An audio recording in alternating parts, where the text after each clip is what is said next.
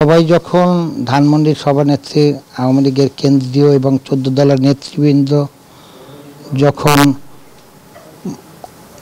গণভবনে 14 দলীয় বৈঠকের উদ্দেশ্যে তারা রওনা দেয়, এই সময় বিএনপি জামাতের সন্ত্রাসীরা ধানমন্ডি সভানেত্রী কার্যালয় আক্রমণ করার একটা প্রিপারেশন নেয়।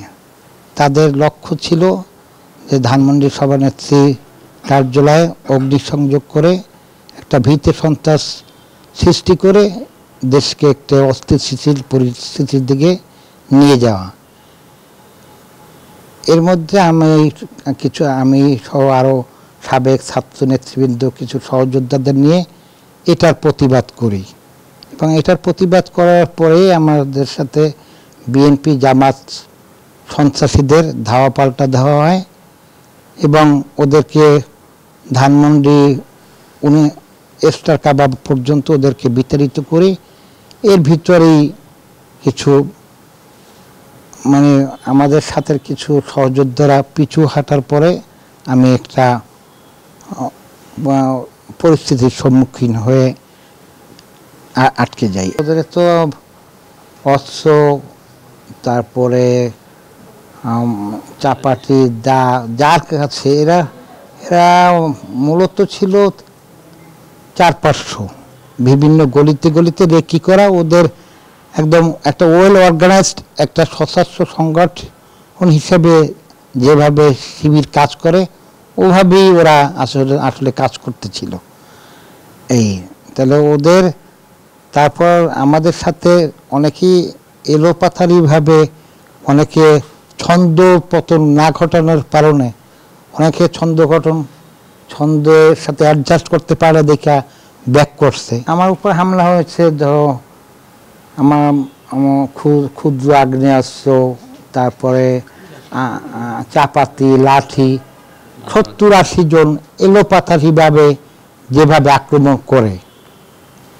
এদের তো ওরা তো শিবিরজাত ওয়েল অর্গানাইজ সংগঠন, ওদের ক্যাডার ভিত্তিক সংগঠন হিসেবে যেভাবে ওরা আক্রমণ করে ওইভাবেই আসলে ওরা আক্রমণ করছে এবং একদম অলৌকিকভাবে যদি কিছু থেকে থাকে ওই অলৌকিকভাবেই আমি বেঁচে গেছি। টোটাল মাথায় আছে 40টার সেলাই, হাত ভেঙে গেছে, টোটাল বডির 90%ই মোটামুটি ওদের দ্বারা আমি ইনজুর্ড হয়েছি। বঙ্গবন্ধু কন্যা জননেত্রী শেখ হাসিনার স্মার্ট বাংলাদেশ বিনির্মাণে আমি যতদিন বেঁচে আছি ততদিন এই অপশক্তির বিরুদ্ধে লড়াই চালিয়ে যাব এবং দেশকে একটি উন্নয়ন আত্মনির্ভরশীল দেশ হিসেবে সকলের কাছে আমরা গ্রহণযোগ্য করে বিশ্বের দরবারে মাথা উঁচু করে দাঁড় করাবো, এইটাই আমার ইচ্ছে। এবং আমরা তো প্রথমে শুনছিলাম যে সে গুলি খেয়েছে আর মর্গে আছে।